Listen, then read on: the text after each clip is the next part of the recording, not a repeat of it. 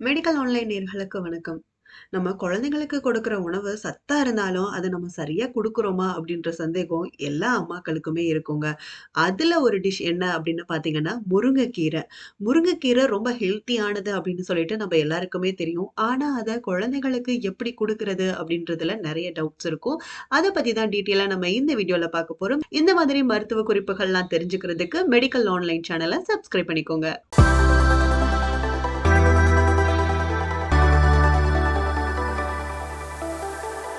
முருங்கைக்கீரை ஒரு வரப்பிரசாதம்னே சொல்லலாங்க. அந்த அளவுக்கு சத்துக்கள் நிறைந்தது தான் முருங்கைக்கீரை. இதுல இருக்க முருங்கை இலையா இருக்கட்டும், முருங்கை பூவா இருக்கட்டும், முருங்கை காயா இருக்கட்டும், இது எல்லாமே பல மருத்துவ குணங்கள கொண்டிருக்கு. அது மட்டும் இல்லாம 300க்கும் மேற்பட்ட நோய்கள தீர்க்கிற தன்மை இந்த முருங்கைக்கு இருக்குங்க. முருங்கைக்கீரை சூப்பா எடுத்துக்கிட்டா ரொம்பவே நல்லது. அது மட்டும் இல்லாம முருங்கைக்கீரை பொரியலா இருக்கட்டும், குழம்பு, முருங்கை பொடி, முருங்கை இலை தோசை, முருங்கை இலை அடை அப்படின்னு சொல்லிட்டு பலவிதமான உணவுகள் இந்த முருங்கையிலிருந்து தயாரிக்கிறாங்க.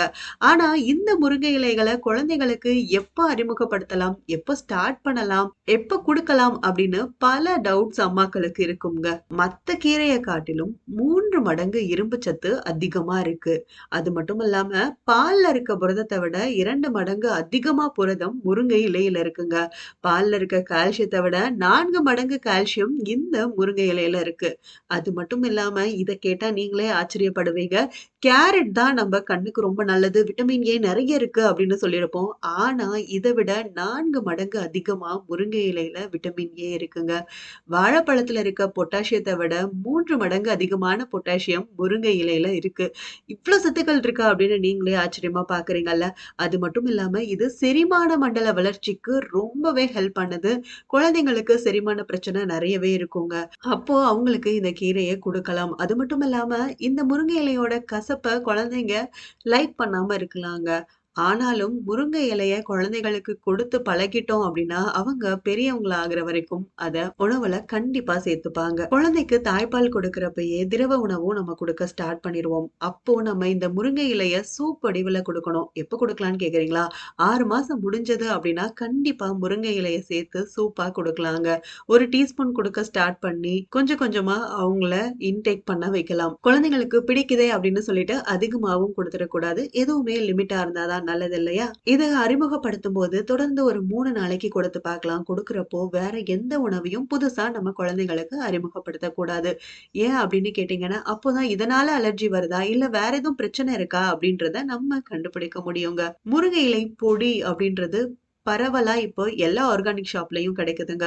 முருங்கை இலைய நல்லா சுத்தம் செஞ்சு, அத நல்லா வெயில்ல உலர்த்திட்டு, வறுத்து, அதிலிருந்து இந்த தூள் தயாரிக்கப்படுது. இந்த தூள்லயுமே அதிகப்படியான ஊட்டச்சத்து நிறைந்திருக்குங்க. முருங்கை இலைய 1 வயசு ஆனதுக்கு அப்புறம் நம்ம குடுத்து ட்ரை பண்ணலாங்க. அதுக்கு முன்னாடி குடுத்தோம் அப்படின்னா, அது செரிமானத்துக்கு ஈஸியா இருக்காது. முருங்கை இலை பொடியோட வாழைப்பழம் சேர்த்து ஸ்மூத்தியா குடுக்கலாங்க. இது எல்லாமே குழந்தைக்கு 1 வயசு ஆனதுக்கு அப்புறம் குடுக்கலாம். அதனால அவங்களோட ஊட்டச்சத்து கண்டிப்பா அதிகரிக்க செய்யும். சரி இதனால என்ன நன்மை அப்படின்னு கேட்கிறீங்களா? முருங்கை இலையில அமினோ அமிலங்கள் நெறையவே இருக்குங்க. கண் பார்வை திறன கண்டிப்பா மேம்படுத்தும்.